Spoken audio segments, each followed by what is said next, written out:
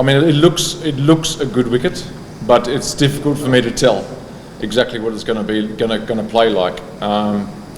You know, traditionally, if you look, I think 𝐂𝐨𝐲𝐲𝐫𝐢𝐬𝐠𝐡𝐭 a pretty good batting surface, and sometimes it can keep it a little bit low. But I don't want to read into the wicket too much. What I do know is we're coming off a good win, and I think, you know, at the end of the day, it's international cricket, and you just get on with whatever's in front of us, whatever surface is there. But look, I'm not an expert on wickets, but mate, the square in general, actually down here, it looks quite good. And the curator, just speaking to him today, said he was quite confident because there hasn't been as much traffic on lately. So I think they've had a chance to make the square look really nice. The outfield looks really dry, actually. Yeah. Yeah, it's risky. No risky. It is what it is. It's fine. It's fine. I mean, that's what the surface is. I've got no real in-depth comments about the surface or the oval, the ground. It looks fine to me. Yeah. Oh man, I think the way he's bowling, I think he's fine. He's fine to play. You know, so yeah, there's different stages before tournaments, after tournaments, when there are rest periods where you can get some rest. What I do know about 𝐂𝐨𝐻𝐿 Rana is he's a fit man. He's very fit. So if anyone, I mean, yeah, he bowls high pace, but he's also extremely good athlete. And I think the way he's bowling at the moment, opposition teams are not going to want to face him. They're not going to be as keen to play against him. I think with 𝐂𝐻𝐿 Rana out of the team, if you're talking from an opposition perspective, they'd be happy with that. I think he'll be available for selection. I'm not 100% sure. He bowled today maybe 3-4 overs. So I don't know what the selector's going to do with the team, to be honest. I actually don't know. But he was fine today bowling. Yeah, I hope so. And I'm very confident they can do that, absolutely. And I know they are confident to do that, for sure. Because, I mean, we saw they bowled pretty well the last two matches, and surfaces, as you said, were a little bit different. And they adapted really well to both those surfaces in Dhaka. So there's no reason why they cannot do that tomorrow's game. But I mean, that's international cricket as well. You know, you come across, you know, wherever we go, Australia, Zimbabwe, it's going to be a little bit different, and that's the beauty of it. And being able to, for young fast bowlers to experience different pitches, and see if they can perform on those wickets. That's international cricket. Yeah, immensely. I enjoy their company. I enjoy seeing them improve, and obviously when it goes well, it's great. It's great. You know, you got to be, as a bit of a mentor, whatever you want to call it, coach, mentor. You got to be there for them when they're doing well. You got to be there for them if it's a little bit tough. It's not me, and I don't see it as me and them. I see it as all of us together. I'm part of their bowling group, and you know, I've obviously spent nearly 1 year here now, and I very much enjoy spending time with those fast bowlers and working with them. Yeah. He bowled today, and as far as I know, he's fine today after bowling. Whatever the selection committee decides to do, that's up to them. I don't know. But the wicket itself, it looks a little bit different. It looks a good wicket. I'm not an expert on pitches, but it looks a good wicket. I was saying before, you know, traditionally in 𝐂𝐨𝐻𝐿, it's usually a pretty good batting surface. It can keep low at times, but this pitch here seems to be, you know, in my 12 months here, it looks as good a wicket as I've seen in 𝐂𝐨𝐻𝐿. Let's see how it plays tomorrow. One thing I have noticed in Bangladesh, it is difficult to read wickets here, in general, to be honest. Certainly in Mirpur, because as we saw, the first game was a little bit different to the second game. Maybe that's the beauty of playing cricket in Bangladesh. Yeah, there's a lot of similarities there, but there's a few differences. He's very fit. He's fitter than what I was. I was a bit heavier, and it was a bit more difficult for me to bowl fast, but it seems to be a little bit easier for him because he's a great athlete. Really lean and strong. He's got a good build for a fast bowler, which is why I have the confidence, you know, especially in these conditions, really hot.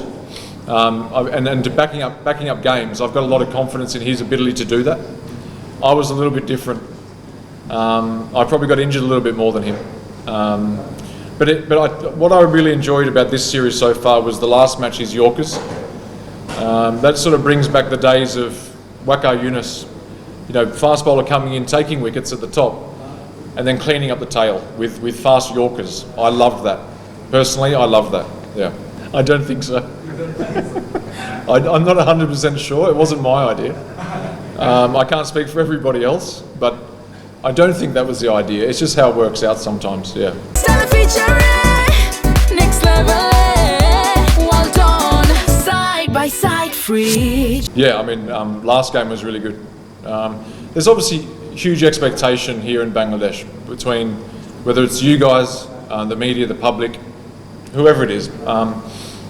And there's expectations to want the batting group to be good all the time. Now, whether that's realistic or not, I don't know. But we saw some good individual performances last game, and we managed to win the game comfortably. What we obviously want to see is a little bit more consistency with that. You know, hopefully tomorrow they come out tomorrow and do the same thing. That'd be great. And I guess, you know, there's only so long you can keep talking about it. But when you do have a little in the batting, I think you do have a little bit of a change from a couple of years ago where you had some senior batsmen, a little bit of a change, but we still have senior batsmen here. So in the group itself, we don't use that as an excuse at all. But I guess what we can see and what we can hope is just constant improvement and just those individuals standing up game to game and winning the game for the team, you know, yeah. No, I think there's always pressure to win the series. There's whatever pressure looks like to anyone, whatever it is.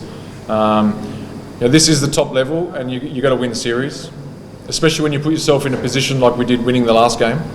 We expect to win tomorrow.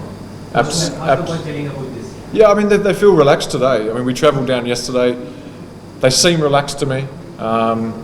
You take a bit of confidence from each win, and I think there's an expectation to win the game. There's no doubt about that. Yep. Yeah, I mean it's good to see a couple of new faces in the national team. Obviously, we've seen a bit of them.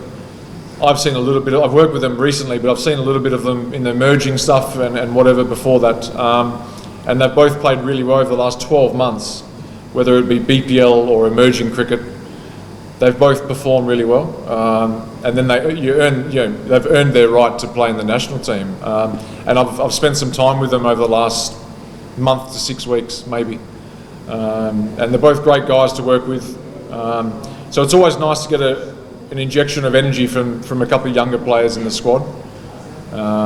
So I look forward to spending some time in the 2020 series with those two guys. Yeah. I mean, sometimes with the fast bowlers, with the modern day game, especially 2020 cricket, there's this temptation to bowl lots of different deliveries. So I think, chatting with Nahid, he's a smart guy, and without making it too complicated at the moment, I think what's working for him is great. He does have a slower ball, but if there's no need to, I sort of said to him, if there's no need to bowl it, you don't have to bowl it, you know. So someone like Nahid, where other guys have to bowl the change-ups, he's got a lethal bouncer. So a lot of guys, the slower bowlers, 130 bowlers, don't have a lethal bouncer. So it's probably not a wicket-taking option, whereas that might be. Whereas for Nahid Rana, it's the other way at the moment. He's getting a lot of wickets from his short ball, obviously with his pace and bounce. So look, he's a smart guy. He'll develop things as we go. But I would love him just to keep it simple and bowl fast at the moment. Well, I mean, it probably goes, in these conditions as well, it probably goes to show his fitness levels. That's the biggest thing. If he's fit enough when it's really hot to keep running in for all 10 overs and bowl at that pace, that's really encouraging. He's an asset. Clearly he's an asset.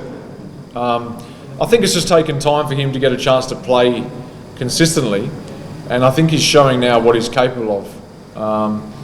And people around the world are starting to notice a little bit, because the PSL, when he played there for the 𝐂𝐨𝐲𝐫𝐢𝐬𝐬𝐬, there was a lot of talk about him there.